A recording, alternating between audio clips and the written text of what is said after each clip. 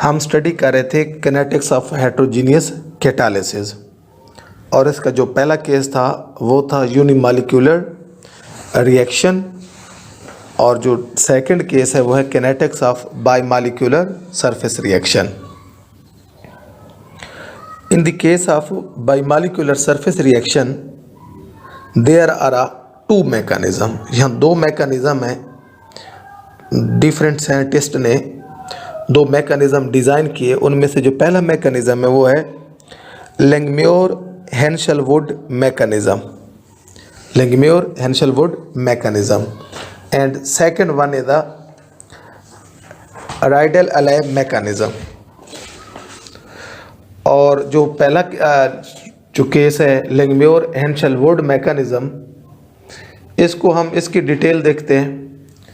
Actually this Langmuir Hinshelwood mechanism involve two molecules, दो molecules, दो reactant molecules जो कि सरफेस पर आके एड्जॉर्ब होंगे और आपस में इंट्रैक्शन शो करेंगे और इसके बाद प्रोडक्ट मिलेगा और सरफेस रिकवर्ड हो जाएगी, मीन कैटलिस्ट रिकवर हो जाएगा।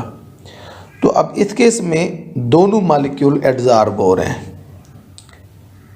It mean rate of reaction will depend upon surface covered by these two molecules.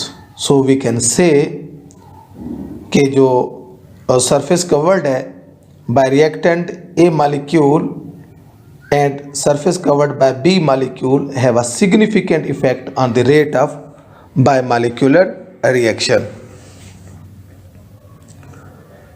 अगर हम surface covered by reactant A molecules को हम थीटा ए से शो करते हैं और surface covered by reactant B is show by theta B, then rate is equal to K theta A theta B. This is the question number first one. But according to Langmuir, theta A is equal to P A B A divided by 1 plus P A B A plus P B B B. This is equation number second. Theta A की value हुई surface covered by reactant A. Similarly we can write here surface covered by theta B, this will be equal to theta P B B B upon 1 plus P A B A plus P B B B. अब ये दोनों surface covered की जो value है surface covered by A and surface covered by B, we will put these value in equation number first and we will get rate is equal to K P A B A P B B B divided by 1 plus P A B A plus P B B B square.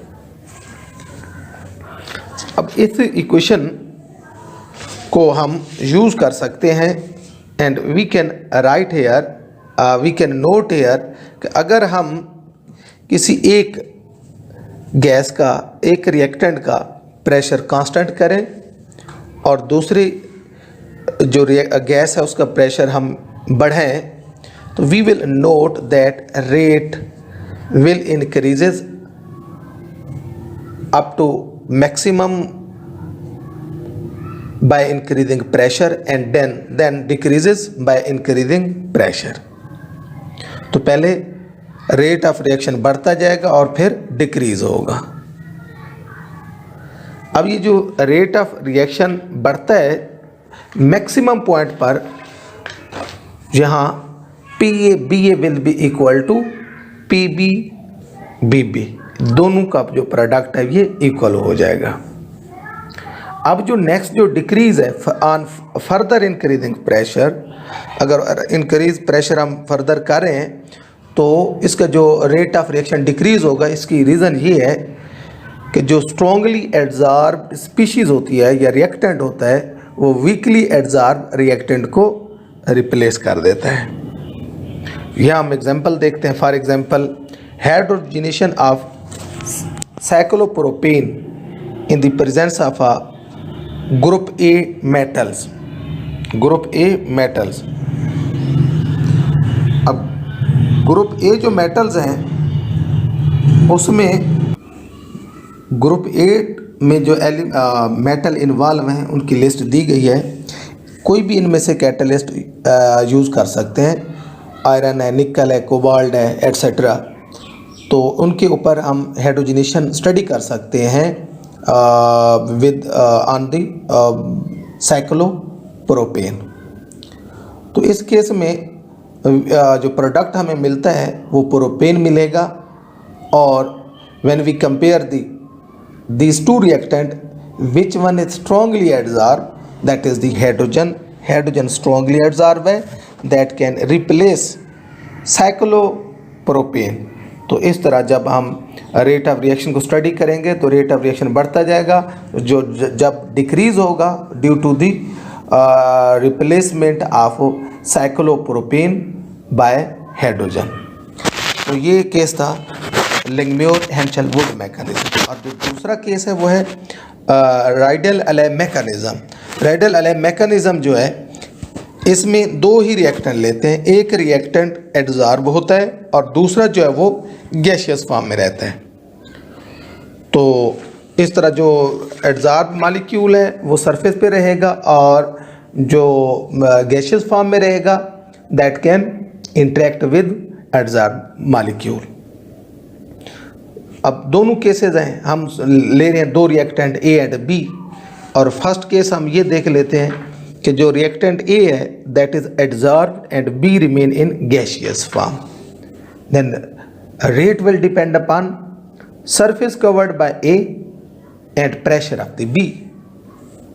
But you know the value of theta A. Theta is equal to PA BA divided by 1 plus PA BA. यहाँ हम इसकी value put कर देते हैं। We will get rate is equal to K PA BA PB upon 1 plus PA BA.